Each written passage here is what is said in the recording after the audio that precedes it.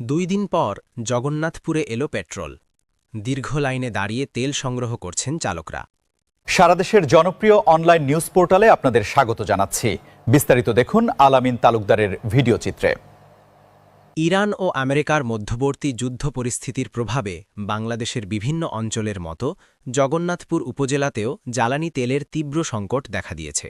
গত 2 দিন ধরে উপজেলার পেট্রোল পাম্প ও খুচরা দোকানগুলোতে তেলের হাহাকার থাকলেও আজ নতুন করে পেট্রোল সরবরাহ আসায় স্থানীয়দের মনে কিছুটা স্বস্তি ফিরেছে। জ্বালানি সংকটের কারণে জগন্নাথপুর উপজেলার অনেক মোটরসাইকেল ও ব্যক্তিগত গাড়ি গত কয়েকদিন ধরে গ্যারেজে বা বাড়িতে অকেজো অবস্থায় পড়ে আছে। প্রয়োজনীয় কাজে যাতায়াত করতে না পেরে চরম ভোগান্তিতে পড়েছেন মালিকরা। স্থানীয় চালকরা জানান, হঠাৎ করে তেল সরবরাহ বন্ধ হয়ে যাওয়ায় তারা বিপাকে পড়েছিলেন।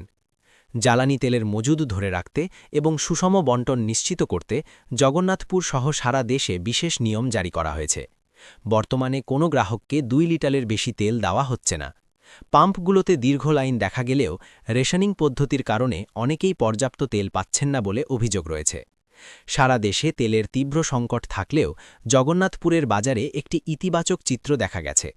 সরবরাহ কম থাকা সত্ত্বেও তেলের দাম এখনও স্থিতিশীল রয়েছে। স্থানীয় বাজারে কোনো ধরনের অসাধু সিন্ডিকেট বা কৃত্রিম সংকট তৈরি করে দাম বাড়ানোর প্রমাণ পাওয়া যায়নি। ব্যবসায়ীরা জনস্বার্থ বিবেচনায় নির্ধারিত দামেই তেল বিক্রি করছেন। দীর্ঘ 2 দিন পর জগন্নাথপুরে পেট্রোল আসায় স্থবির হয়ে পড়া জনজীবনে কিছুটা গতি ফিরতে শুরু করেছে। তবে আন্তর্জাতিক পরিস্থিতির উপর নির্ভর করছে এই সরবরাহ কতদিন স্বাভাবিক থাকবে। সাধারণ মানুষ আশা করছেন দ্রুতই তেলের সীমাবদ্ধতা তুলে নিয়ে স্বাভাবিক সরবরাহ নিশ্চিত করা হবে। জগন্নাথপুরের জনপ্রিয় নিউজ পোর্টাল আজকের স্বদেশ, সত্য ঘটনা ও জনদুর্ভোগের সাহসী কণ্ঠস্বর।